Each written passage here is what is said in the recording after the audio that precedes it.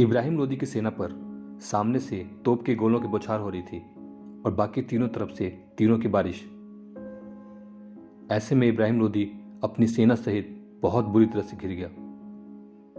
इब्राहिम लोदी अंत समय तक बहादुरी से लड़ता हुआ अपने 15,000 सैनिकों के साथ युद्ध के मैदान में मारा गया।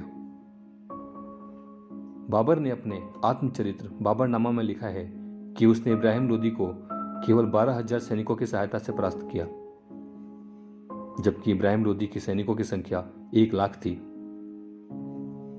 और इसी के साथ भारत में मुगल वंश का उदय हुआ। हेलो दोस्तों, स्वागत है आप सबका। दोस्तों, अगर अभी तक आपने इस चैनल को सब्सक्राइब नहीं किया है तो प्लीज़ सब्सक्राइब कर लें और बेल आइकन पर क्लिक करें ताकि मेरे आगे आने वाली वीडियोस के बारे में आपको पता चलता रहे।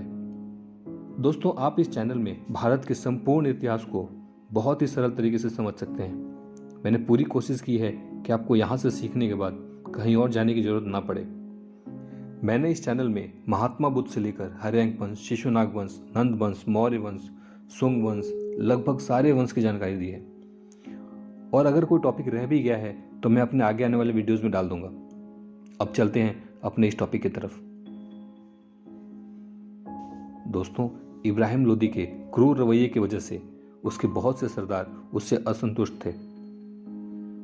इब्राहिम लोदी के असंतुष्ट सरदारों में से पंजाब का सूबेदार दौलत खां लोदी और इब्राहिम शाह का चाचा आलम खां ने काबुल के शासक बाबर को दिल्ली पर आक्रमण करने का निमंत्रण भेजा। दोस्तों, और बाबर ने यह निमंत्रण स्वीकार किया। 21 अप्रैल 1526 को इब्राहिम लोदी और बाबर की सेना का सामना हुआ और इस युद्ध में इब्राहिम लोदी की हार हुई। दोस्तों, मैंने अपने पिछले वीडियो में इब्राहिम लोदी और बाबर के युद्ध के बारे में, जिसे कि पानीपत का प्रथम युद्ध भी कहा जाता है, इसकी पूरी जानकारी दी है। इसका लिंक नीचे डिस्क्रिप्शन में डाल दिया है, आप वहां से देख सकते हैं। दोस्तों, बाबर का जन्म 14 फरवरी 1483 को उज्बेकिस्तान की फरगना घाटी में हुआ था।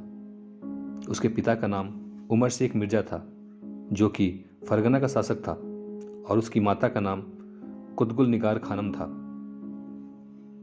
दोस्तों, बाबर अपने पिता की ओर से तैमूर का 5वां वंशज था और मां की ओर से चंगेज खां का 14वां वंशज था।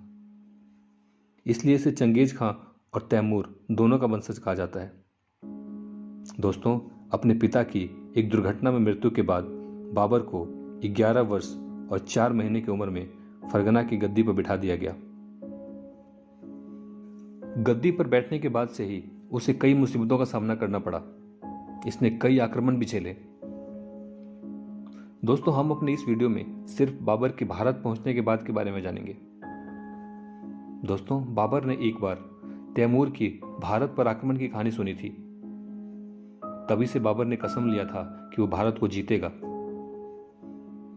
जब वो काबुल का राजा था, उसने भारत पर 4 आक्रमण किए, लेकिन यह आक्रमण सिर्फ भारत की ताकत को आंकने के लिए था। उस समय भारत की स्थिति कुछ ज्यादा अच्छी नहीं थी। उसने भारत पर पहला आक्रमण 1519 में बाजौर पर किया और वहां जबरदस्त कत्लेआम मचाया ताकि भारत में उसका खौफ हो जाए। दोस्तों, बाबर अपने हमले में तोप का इस्तेमाल करता था। उसने बाजौर को जीतकर हिंदू बेग को वहां का शासक बना दिया और वापस काबुल लौट गया। लेकिन बाबर के जाते ही वहां की जनता ने हिंदू बेग को वहां से भगा दिया। दोस्तों, बाबर का दूसरा आक्रमण 1519 में अपने आगे के अभियानों के लिए पेशावर की किलेबंदी के लिए थी। 1520 में बाबर ने भारत पर तीसरा आक्रमण किया। इस आक्रमण में उसने बेजोर को फिर से अपने अधीन किया, जहां से हिंदू बेग को हटा दिया गया था।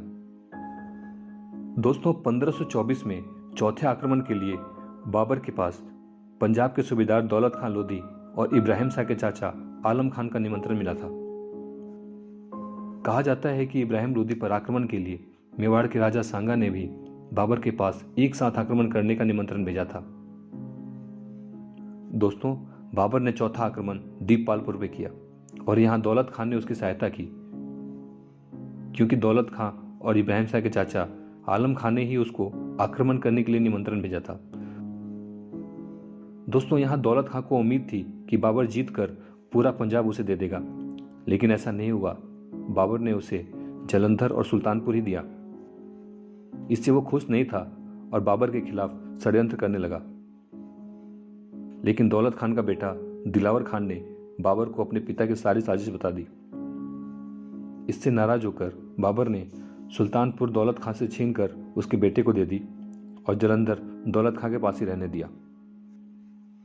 लेकिन दोस्तों, बाबर के वापस जाते ही दौलत खान ने अपने पुत्र पर आक्रमण करके सुल्तानपुर जीत लिया। लेकिन 1523 में जब बाबर वापस आया तब उसने दौलत खान को बंदी बनाकर उसकी हत्या करवा दी। दोस्तों, इसके बाद बाबर का अगला हमला दिल्ली के लिए ही था और कुछ दूर आगे बढ़ने के बाद बाबर पानीपत पहुंचकर अपना शिविर डाल दिया। 12 अप्रैल 1526 ईस्वी को दोनों ओर की सेना आमने सामने आकर खड़ी हो गई। लेकिन दोनों के बीच युद्ध 21 अप्रैल 1526 को शुरू हुआ। दोस्तों, पानीपत के युद्ध के बारे में मैंने अपने पिछले वीडियो में डिटेल से बताया है। दोस्तों, इस युद्ध में इब्राहिम लोदी हार गया और युद्ध के मैदान में ही मारा गया। दोस्तों, मेवाड़ के राणा सांगा को उम्मीद थी कि बाबर अपने पूर्वज तैमूर, चंगेज खां और दूसरे लुटेरों की तरह भारत को लूट कर वापस चला जाएगा और लोदी वंश के कमजोर हो जाने पर वे दिल्ली पर फिर से हिंदू राज स्थापित करेंगे। इसलिए राणा सांगा ने पानीपत के युद्ध में किसी का साथ नहीं दिया। लेकिन राणा सांगा की सोच के हिसाब से कुछ नहीं हुआ और बाबर ने भारत में ही रहकर एक नए वंश की नींव डाल दी। दोस्तों, राणा सांगा ने इसके बाद एक मजबूत गठबंधन बनाकर बाबर पर आक्रमण किया और यह युद्ध था खानवा का युद्ध। दोस्तों, हम अपने अगले वीडियो में खानवा के युद्ध के बारे में जानेंगे। दोस्तों, आपको ये वीडियो कैसा लगा कमेंट बॉक्स में लिख के जरूर बताएं और अगर आपको ये वीडियो पसंद आया हो तो प्लीज़ लाइक और शेयर करना ना भूलें। Thank you.